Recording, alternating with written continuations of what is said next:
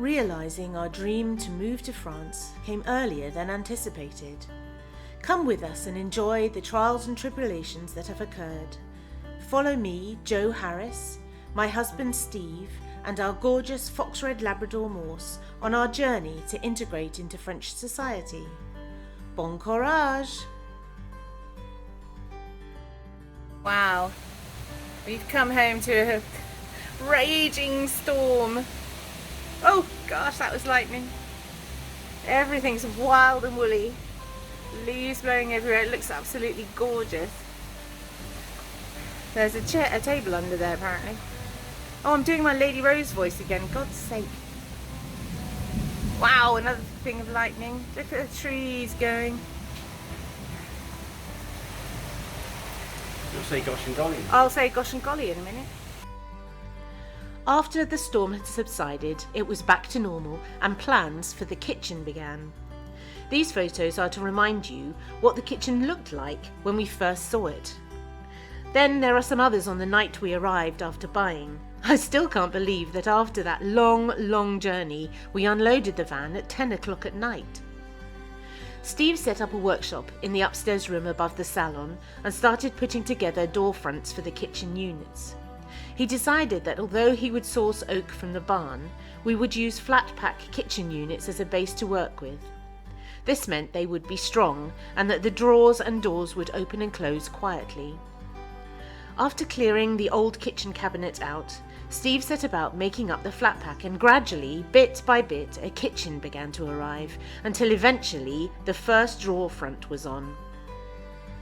As the day wore on, the kitchen evolved. We chose black iron cast handles for all the cabinets which we brought from the UK. They set the oak off beautifully. The light began to fade, so I set up lamps everywhere to show Steve's hard work off to its full potential.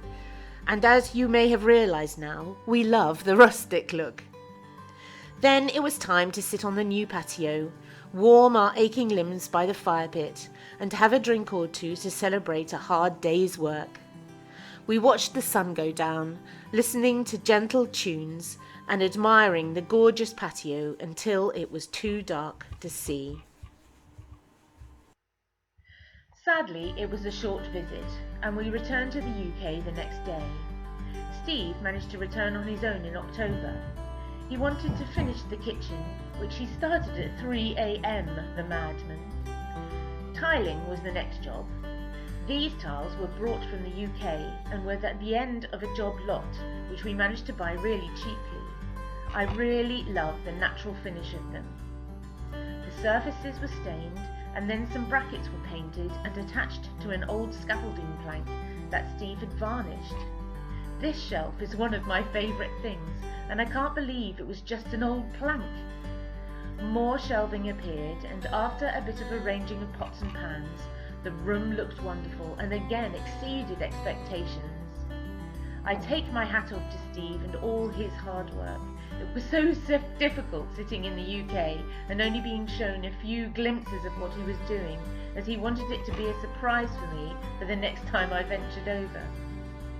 With a last personal flourish of some copper letters, all was done. The next time we came was Christmas, and we brought Morse. It was our first Christmas in this enchanting house. I'll show you some pictures in the background as I tell you the story of Morse. There were Brexit and COVID rumblings all across the channel, and we were slightly unsure of what was going to happen.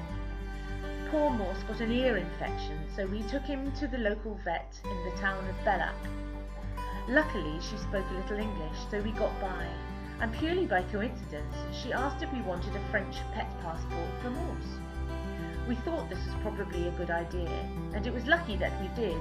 Because of Brexit, we would have had to have obtained a certificate each time we wanted to bring him over, which would have cost at the time £70 a pop, as the UK and EU pet passports were suddenly no longer valid. So thanks to this lovely vet, he has a posh French passport and causes the least trouble when travelling out of us all. It's funny, as at the time we had no inclination that we would actually be moving to France in just over a year's time. my Christmas present from Steve was a handmade plaque, and then traditional English Christmas lunch was enjoyed. Then the miracle occurred. Okay, folks, it's snowing on Christmas Day in our French house. The only job we did take on was refurbishing the door off the long drop toilet from the garden, if you remember. With an enormous amount of rubbing down, changing locks and shortening the whole thing, it now sits proudly at the top of the staircase that Steve and the Buccaneers built. Although only temporary, it looks great and makes everything upstairs a little more secure. Good afternoon. Well, thank you for watching that vlog. We didn't take we took one video over Christmas of it snowing. I think we just enjoyed ourselves too much. It was nice to be able to just come here for a holiday rather than renovating anything. So that was good fun. So with lots of photographs just showing you our Christmas decorations really. But one thing I was thinking of when thinking of buying a property, I think so many people think about Christmas and wanting somewhere really big to have a Christmas tree so that you can get the whole family round. And it's what we thought, and we looked at a lot of really big farmhouses, but I am so glad we didn't, because 99% of the time it's just the three of us. And we'd just be rattling around in a great big place. I mean, this house isn't tiny.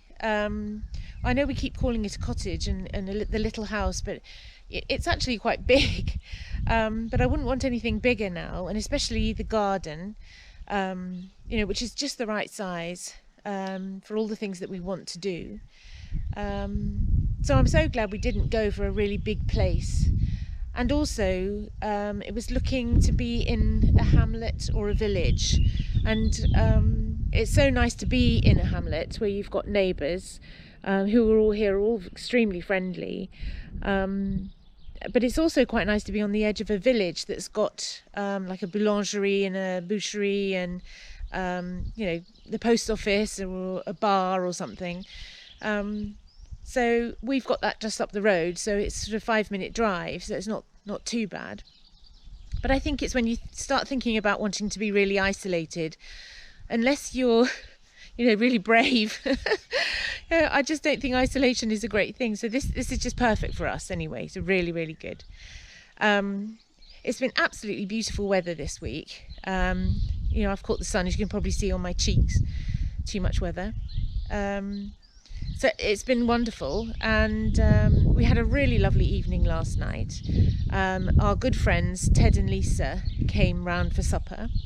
They are a couple who own a chateau not far from here in Arnac-le-Post. They have their own YouTube video, which I'll put a link into our description.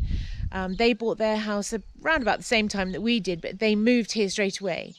And so they've been doing a vlog for about 2 years, which you must go and watch because it's really good.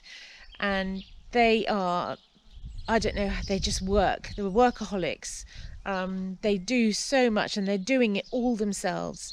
It's not like a film crew comes along and then they say, oh, I'm going to start doing this. They actually do it all themselves, which, you have to take your hat off to that. So they came round for a rest last night. But they are helping us with our renovations too. So I know that on their site you might see a bit of us. So I hope it doesn't spoil us showing you what we're doing, but it won't. So it's all good fun. Thanks very much again for watching. Thank you so much to all our new subscribers. Particularly Moira, who said some such lovely things it almost made me cry. So yes, keep commenting nicely. So fantastic. Like and subscribe. Tell all your friends, etc. And we will see you next time. À bientôt.